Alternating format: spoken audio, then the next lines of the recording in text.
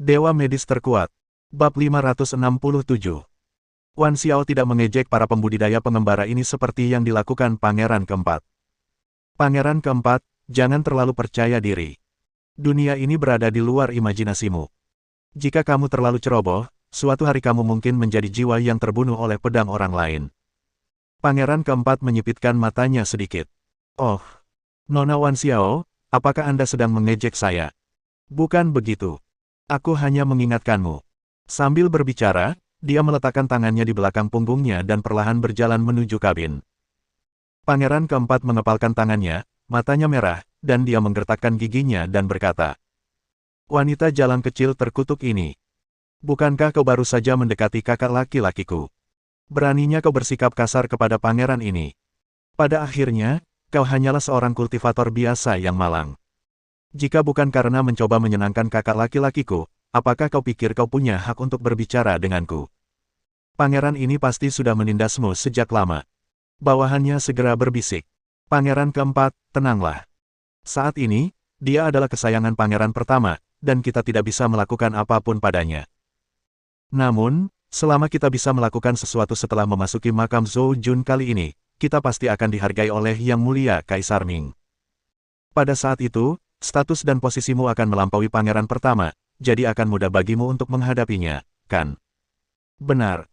Biarkan dia bangga untuk saat ini.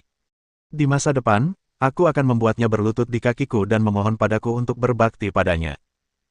Wan Xiao melangkah masuk ke dalam kabin, dan seorang pria yang tampak agak mirip dengan Pangeran Keempat, namun lebih anggun dan mengesankan daripada Pangeran Keempat, perlahan berjalan keluar. Hadapi dia secara langsung. "Xiao, apakah saudara keempatku bersikap tidak sopan padamu tadi?" Wan Xiao tampak acuh tak acuh dan berkata, "Tak masalah, aku tak peduli, dan pangeran tertua pun tak perlu peduli." "Bagaimana mungkin aku tidak peduli? Kaulah orang yang paling aku sayangi. Tentu saja aku peduli dengan urusanmu." Wan Xiao menatap dengan dingin dan berjalan menuju kamarnya. "Pangeran, aku sudah pernah mengatakan sebelumnya bahwa kita tidak cocok satu sama lain. Kali ini, kita hanya akan pergi ke makam Lord Zhou untuk menjalin hubungan kerjasama. Setelah itu, aku akan menekuni seni bela diri. Kita berasal dari dua dunia yang berbeda, jadi kamu harus segera melupakan pikiranmu tentangku." "Xiao." Sebelum pangeran tertua bisa mengatakan sesuatu, Wan Xiao sudah meninggalkan kabin. Para pengawal di samping pangeran tertua mengerutkan kening ketika mereka melihat ekspresi kesepian pangeran tertua dan berkata, "Yang mulia, bukankah Wan Xiao ini terlalu tidak tahu terima kasih? Anda adalah pangeran agung dinasti Ming. Beraninya dia bersikap kasar kepada Anda. Ini benar-benar keterlaluan. Diam. Bukan giliranmu mengomentari wanita pangeran ini." Tampar saja wajahnya. Semua orang terkejut dan langsung menamparkan satu sama lain. Pangeran tertua mengepalkan tangannya sedikit. "Xiao, aku pasti akan mendapatkan hatimu yang tulus. Ini sudah diputuskan sejak hari pertama pangeran ini melihatmu. Meskipun kamu hanya berada di level pertama alam Raja Ilahi, kerja keras dan ketekunanmu dalam berkultivasi adalah sesuatu yang belum pernah dilihat pangeran ini pada wanita lain." Wan Xiao tidak mendengarnya. Dia hanya kembali ke kamarnya dengan acuh tak acuh dan mulai memeriksa senjatanya, formasi, dan beberapa metode pertahanan diri lainnya. Setelah menyelesaikan semua ini, Wan Xiao duduk di tepi tempat tidur dan menatap langit berbintang melalui jendela. Semoga tidak ada petunjuk tentang peta Hongmeng di makam Zhou Jun. Kalau ada, aku pasti akan menghancurkannya. Xiao Chen, peta Hongmeng akan berada di tanganmu untuk saat ini. Ingat, cepat atau lambat, aku, Xiao Wan, akan mengambil kembali peta Hongmeng darimu. Semakin banyak petani independen berkumpul di luar, dan segera, ada lebih dari 3 juta petani. Mereka semua adalah petani independen dari seluruh tempat. Mereka telah menempuh perjalanan jauh melintasi miliaran mil langit berbintang untuk datang ke sini, hanya untuk melihat apakah mereka dapat menemukan peluang dari makam Zhou Jun. Jika mereka bisa menemukan kesempatan, itu akan menjadi kesempatan besar bagi mereka. Dalam jalur seni bela diri, selain kerja keras pribadi, hal terpenting adalah kesempatan. Kadang-kadang, sebuah kesempatan dapat menyelamatkan Anda dari kerja keras selama ratusan tahun. Oleh karena itu, meskipun makam Raja Zhou sangat berbahaya, masih banyak sekali orang yang terus berbondong-bondong ke sana. Ketika jumlah orang berkumpul seperti gunung atau lautan, tampaknya ada beberapa perubahan aneh dalam kehampaan. Pertama, energi spiritual samar muncul dari kehampaan. Biarkan tanah tandus ini dipenuhi dengan energi spiritual. Kemudian, energi spiritual menjadi semakin kuat. Pada akhirnya, energi spiritual benar-benar mulai menjadi padat dan membentuk kabut putih. Lalu, awan tebal tampak muncul di kehampaan, bergulung-gulung dan tumbuh makin besar. Pada akhirnya, ia benar-benar menjadi planet sebesar Mars. Ledakan.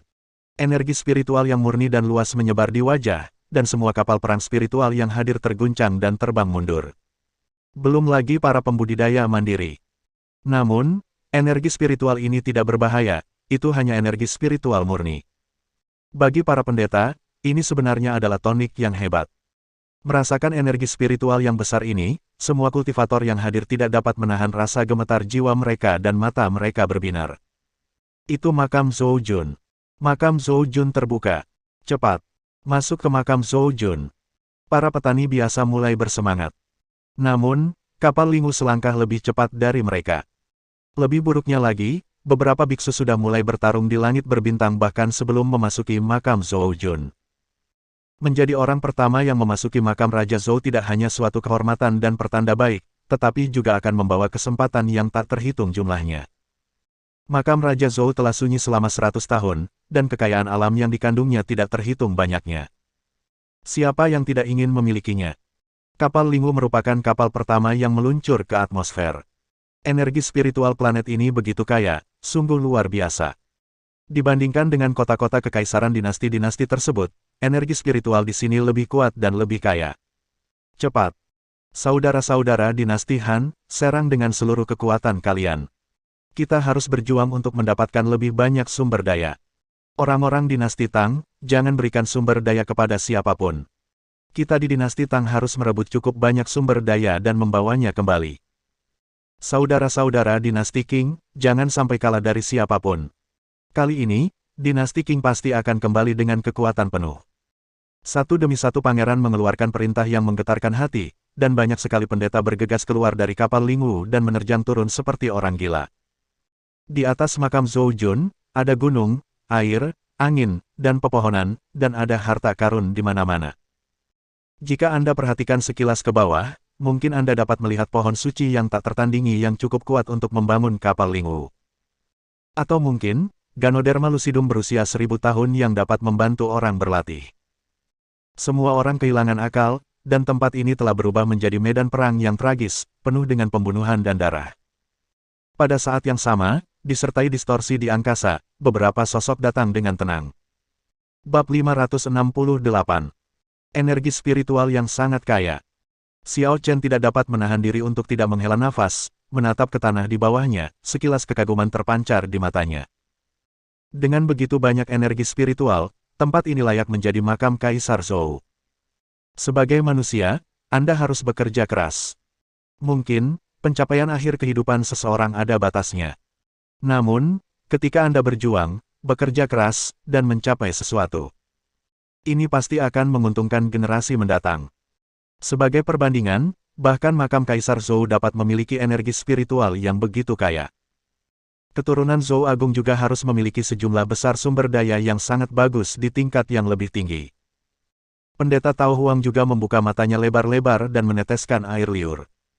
Tidak masalah. Bagaimanapun, para guru besar dari keluarga kerajaan Zhou Agung telah melampaui alam kaisar ilahi dan maju ke tingkat yang lebih tinggi. Mereka tidak membutuhkan makam Kaisar Zhou lagi, jadi itu adalah tawaran yang bagus bagi kita. Ada area luas Ganoderma lucidum dan ginseng di tanah. Meskipun sebagian besar wilayahnya baru saja dipanen, masih banyak tanaman obat berharga yang berusia lebih dari 2 atau 3.000 tahun. Bahkan ada beberapa ramuan obat berusia 4 atau 5.000 tahun yang rusak dan dibuang begitu saja ke tanah. Tahukah Anda, jumlah kultivator independen yang datang ke sini kali ini, tidak termasuk murid kekaisaran, sekitar 2 hingga 3 juta. Mengumpulkan begitu banyak orang berbakat dan bahan obat yang berharga, namun banyak pula yang terbuang sia-sia. Dapatkah dibayangkan berapa banyak sumber daya yang ada di dalam makam Raja Zhou? Xiao Zi melirik Huang Laodao dengan ekspresi jijik. Lihatlah apa yang telah kau capai. Bagaimanapun juga, kau adalah dewa tertinggi, kau tidak mungkin bersikap memalukan, bukan? Apakah menurutmu sampah-sampah di bawah ini layak untuk kau perhatikan? Huang Laodao tersenyum canggung dan menyentuh hidungnya. Nona, jangan menggodaku. Aku hanya seorang kultivator biasa, aku tidak bisa dibandingkan denganmu. Aku menabung setiap sen yang kumiliki. Baiklah, jangan banyak bicara lagi, ayo kita turun dan melihat-lihat. Mungkin kita bisa menemukan sesuatu. Ya. Setelah Xiao Chen selesai bicara, Taois Huang tidak sabar untuk segera turun. Xiao Zi menepuk pantat macan tutul itu, membiarkannya berubah menjadi binatang bintang lagi. Dia duduk di punggungnya dan melangkah maju dengan santai. Taois Huang sama sekali tidak sopan. Dia mengeluarkan beberapa kantong penyimpanan dan mulai mengumpulkan ramuan obat berharga di tanah dengan panik. Ketika dia menemukan ramuan abadi berusia ribuan tahun yang rusak itu, dia mengambilnya tanpa ragu dan memasukkannya ke dalam mulutnya. Bagi seorang master seperti dia di tingkat Raja Dewa, benda-benda ini sebenarnya hanya dapat memberikan energi yang dapat diabaikan. Namun, sekecil apapun nyamuk, ia tetap daging. Tanda seru. Taois Huang tidak akan menyia-nyiakan apapun. Xiao Zi menunggangi macan tutul emas dan membiarkan macan tutul itu mengembangkan indera spiritualnya untuk mencari harta karun surga dan bumi yang lebih baik. Kesadaran spiritual akan khazanah alam tersebut bahkan melampaui banyak guru, dan mereka tahu cara menyamarkan diri, sehingga tidak mudah untuk menemukannya. Namun, memiliki binatang bintang seperti macan tutul emas di tingkat Kaisar Dewa sama sekali bukan masalah bagi Xiao Zi. Dalam waktu 5 menit, Xiao Zi telah menemukan ginseng berusia 10.000 tahun, 2 Ganoderma lucidum berusia 9.000 tahun, dan ramuan ajaib tak tertandingi yang berusia lebih dari 11.000 tahun. Xiao Chen mengikuti dengan acuh tak acuh di belakang, melindungi dari kejauhan. Pendeta Tao Huang tidak dapat berhenti tersenyum. Sambil mengunyah Ganoderma lucidum berusia 3.000 tahun, ia dengan gembira bertemu dengan Xiao Zi. Nona, saya baru saja mengumpulkan banyak tanaman ajaib. Apakah Anda ingin saya memberikannya? Saat dia berbicara, langkah Huang Laodao melambat dan senyum di wajahnya tiba-tiba menegang. Di tangan Xiao Zi, dia memegang ginseng yang berusia puluhan ribu tahun dan mengunyahnya seperti lobak. Pendeta Tao Huang melihat Ganoderma lucidum berusia 3.000 tahun di tangannya dan tiba-tiba kehilangan nafsu makan. Berada bersama keluarga Xiao Chen sama saja dengan mencari masalah. Xiao Chen bejat, dan putri Xiao Chen bahkan lebih bejat lagi. Ayah dan anak ini terlahir untuk menyerang orang lain. Namun, pada saat ini, sekelompok sosok perlahan berjalan keluar dari arah lain hutan. Dilihat dari pakaian mereka yang berbeda, mereka seharusnya adalah sekelompok petani independen. Namun, kekuatan mereka tidak boleh diremehkan. Di antara mereka ada 3 dewa dan 8 makhluk legendaris. Yang paling penting adalah mereka memiliki terlalu banyak tas penyimpanan di tubuh mereka. Hal ini membuat Huang Laodao tidak dapat menahan diri untuk tidak menjadi sedikit waspada. Hei, kamu baru saja mengatakan bahwa kamu telah mengumpulkan banyak ramuan ajaib. Beberapa dari mereka tersenyum nakal, sementara Huang Laodao berkata dengan serius. Apa yang ingin kamu lakukan? Menurutmu apa yang ingin kita lakukan? Tentu saja, hal-hal yang baik adalah milik semua orang yang melihatnya. Wajah Huang Laodao menjadi dingin. Aku peringatkan kau, segera pergi dari sini. Kalau tidak, jangan salahkan aku karena bersikap kasar. Mereka saling memandang, dan senyum di mata mereka makin penuh godaan. Oh, bagaimana mungkin kamu bersikap kasar kepada kami? Kami ingin melihatnya sendiri. Ya, seorang Raja Dewa biasa seharusnya lebih baik daripada sampah-sampah itu, kan? Kami, saudara-saudara, bersenang-senang membunuh orang. Sudah sepantasnya kau datang dan membiarkan kami makan. Taois Huang menyipitkan matanya sedikit. Tas penyimpanan milik pihak lain pasti telah direbut dari petani lain. Kelompok orang-orang ini mungkin ahli dalam melakukan hal semacam ini. Mereka tidak mencari ramuan ajaib itu sendiri, tetapi menunggu sampai orang lain menemukannya, lalu mereka membunuh dan merampok orang lain dan mengambil barangnya. Sebagai seorang kultivator biasa, Huang Laodao sangat memahami hal itu. Xiao Zi tidak bisa menahan diri untuk tidak mengerutkan kening dan berkata, Hei, bukankah kalian terlalu melanggar hukum? Bukankah ini keterlaluan?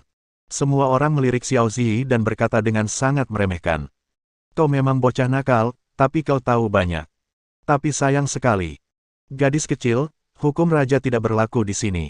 Benar sekali. Di sini, yang kuat memangsa yang lemah, dan kami adalah hukumnya. Dan kalian, harus patuh saja. Xiao Zi menyipitkan matanya sedikit. Jadi, Kalau kita ada di dalam makam ini, membunuh seseorang tidak akan menimbulkan masalah, kan? Bagus. Xiao Zi menjilat bibirnya, dan tatapan ganas melintas di matanya. Pada saat ini, semua orang tidak dapat menahan diri untuk tidak sedikit mengernyit. Bagaimana bisa ada ekspresi jahat seperti itu di wajah anak kecil Xiao Zi ini? Kalau begitu, aku tidak akan bersikap sopan. Banyak orang mengatakan bahwa Xiao Wan terlahir kembali. Saya ingin menjelaskan bahwa Xiao Wan tidak terlahir kembali. Terakhir kali di bumi, dia telah melihat kekuatan Xiao Chen dan lolos selangkah lebih maju. Sebagian besar pembaca seharusnya menyadari detail ini. Dia hanya menggunakan nama samaran dan terus berlatih. Memang benar dia adalah penjahat, tetapi itu tidak berarti bahwa penjahat tidak dapat bekerja keras untuk berlatih dan menemukan peluang untuk membalas dendam pada protagonis, bukan?